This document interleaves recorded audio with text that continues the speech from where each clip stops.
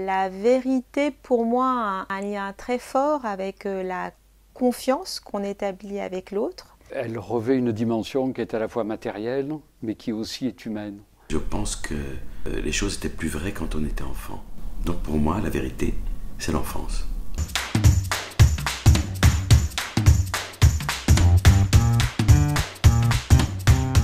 Bon, déjà, au théâtre, tout est faux, donc je ne recherche pas la vérité au théâtre. Par contre, comme outil de travail, je recherche mon enfance.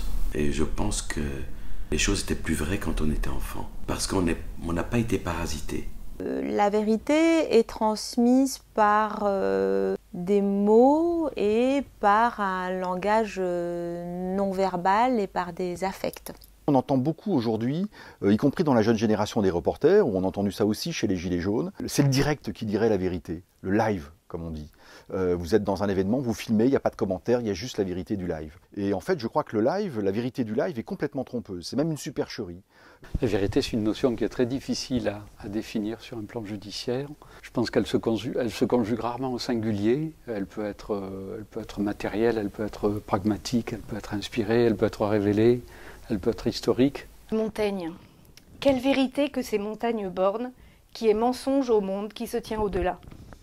Et ce qu'a dit Pascal, qui est très connu, vérité en deçà des Pyrénées, erreur au-delà.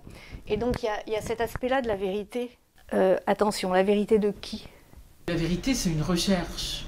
Et c'est toujours une recherche. Autrement dit, on ne peut pas distinguer si simplement que cela, la vérité, du chemin pour y accéder.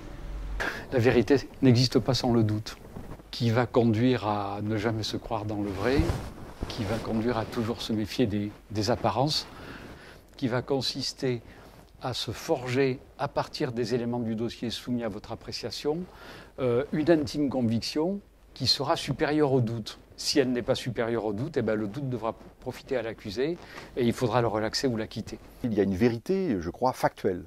Mais cette vérité factuelle, elle a besoin d'être mise dans un contexte, elle a besoin d'être contextualisée. Et donc le travail de journaliste, c'est de dire qui parle à chaque fois, de dire où ça se passe, de répondre aux grandes questions précises qui permettent de saisir et de s'appréhender le réel.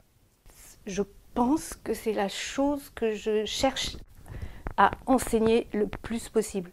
C'est-à-dire la critique des documents et le travail nécessaire pour parvenir à cette critique.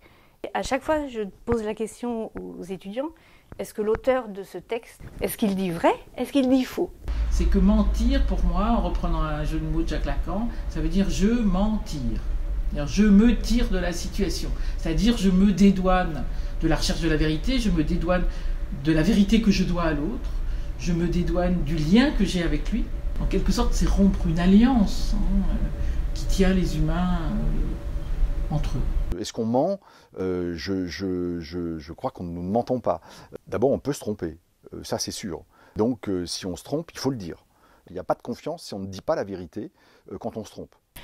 Je peux me tromper. Ça, ce serait possible.